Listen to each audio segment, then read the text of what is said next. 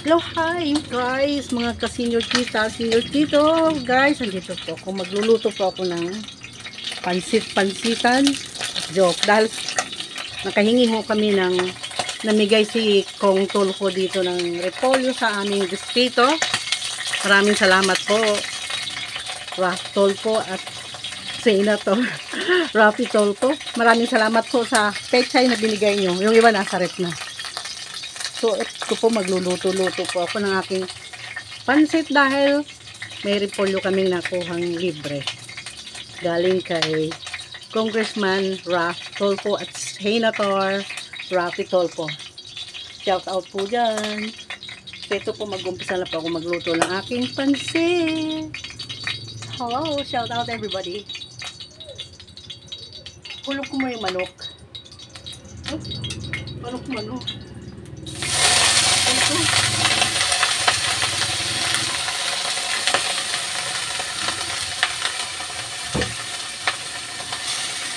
Kaya nga po, ginigisa ko muna yung manok. Ay, prito muna natin yung manok. Para sa pansit. Pero matagal ito. May brown. Kaya ayan. Todo na nga natin. Dapat sinodcut ko ng kanina eh. So ayan guys, nag-umpisa pa lang ako magluto ng pansit. So kaya medyo matagal-tagal to. Palilitsunin muna natin yung manok bago natin ihulog ng ating mga ingredients. Maya-maya lang. Ito po yung repolyo na nabigay ni Raf Tulfo at Rafi Tulfo. Raf Tulfo. Senator Rafi Tulfo at Congressman Raf Tulfo. Salamat po sa ulit. Sa repolyo po at magluluto nga po ako ng pansit-pansitan ngayon. At shoutout na rin sa akin apo dahil 1 week na siya ngayon. So, kuwari lang nagluto-luto kami ng pansit. Shoutout sa akin apo, Kiana. Ando natutulog pa ho. Ay, sumususo. So, ako ngayon magluluto muna. Mamaya ayusin ko na lang, ano ko na lang ang pagka-video nito. Para mabilis. Ay, magbagalan muna natin. Mabagal talaga dahil yung kalan. Matagal talaga to. So, push muna natin. Ano ba pag-push nito? Push. So, ayan guys. Medyo nagbo-brown na ngayon ating manok. Kaya, ihuhulog na natin. Unti-unti na natin ihuhulog yung kanyang ingredients ng ating pansit na manok. Sunog na. Dali. So, unahin ko muna yung aking buyas.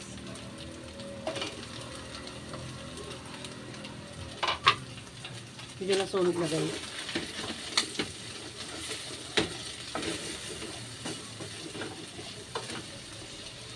Masyadong makita ang aking niluluto.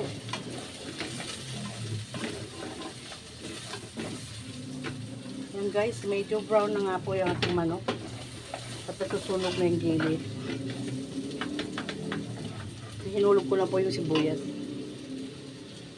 Susunod ko naman ngayon yung bawang. Ayan. Halo-haloin natin.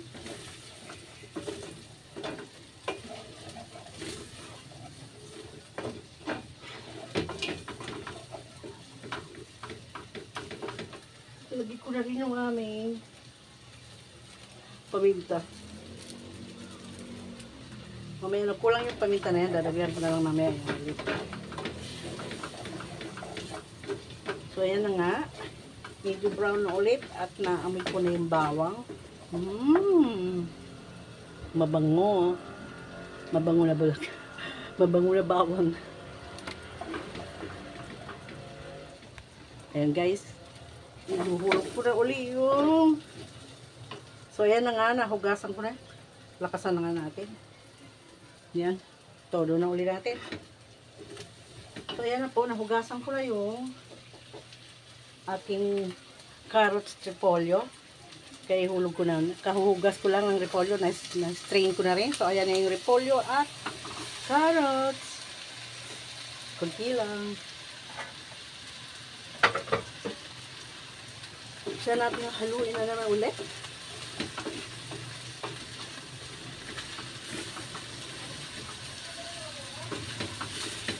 May sunog ah. Nasunog ko na yung manok.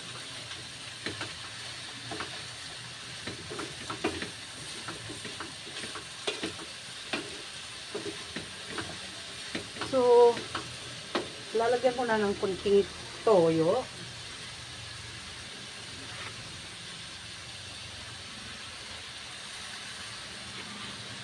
Haluin natin ulit.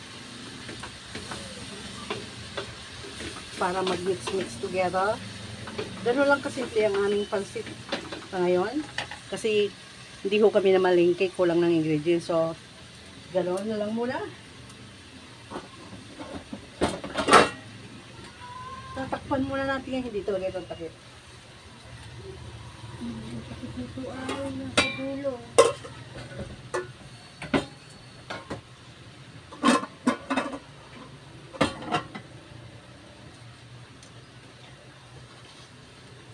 So yan guys, medyo halu-haluin muna ulit. Nailagyan natin yung toyo at mag-dry agad. Nag-dry naman agad. Lalagyan natin ngayon ang tubig para mag-boil.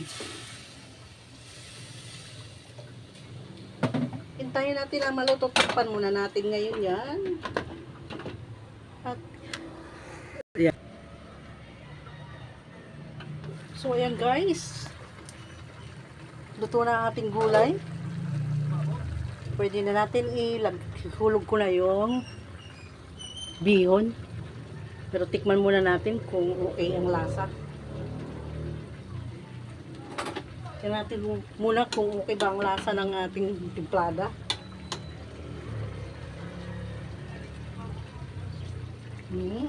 Ready na. So, medyo kulang ng paminta. Dagdagan natin ulit ng paminta. And guys, medyo maanghang-anghang na yan. Lagyan natin ng kunting betchin.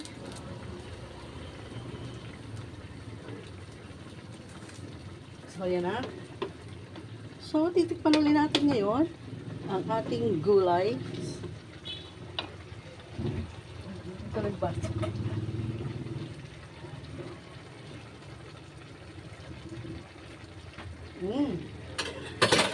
It's yummy.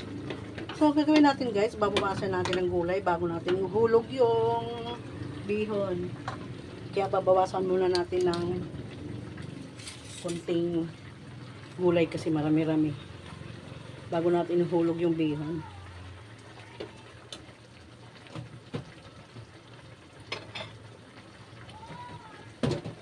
Hinaan ng apoy, hinaan muna natin kunti.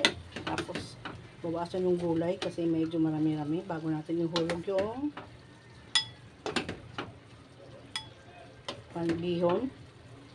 Yung kung tama na ba yung tubig na to, baka dry na dry. Sitabi muna natin ito. So, nahugasan ko na rin yung bihon kasi naging ugali namin hugasan ng bihon para malambot na pag ginano. So, ayan na po.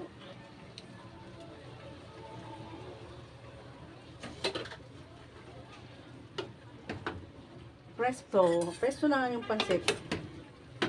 Ito na po yung aming ready pansit. Ang diba ano siya?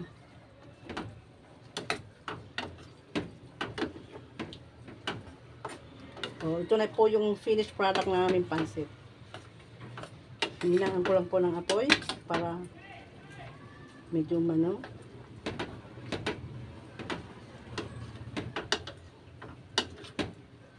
the finished product of Susie's The Senior Tita Pansit. Mga ka-senior tita, senior tito, mga guys, paki-subscribe po ng aking channel. Yan po ang aking finished product. Ang dali lang, diba? Pansit! Pansitan!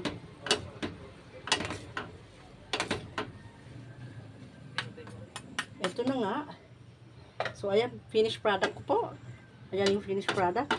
Papaibabaw natin ngayon yung gulay na binawas ko. Ayan.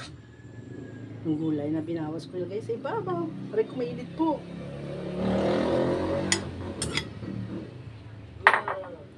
Ayan na po yung aking finished product ng pansit.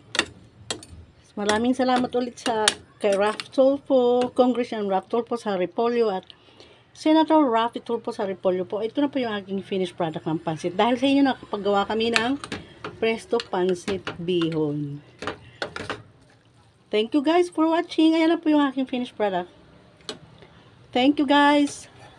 Please subscribe my channel po. Thank you. Bye-bye everyone. Love you all. God bless us.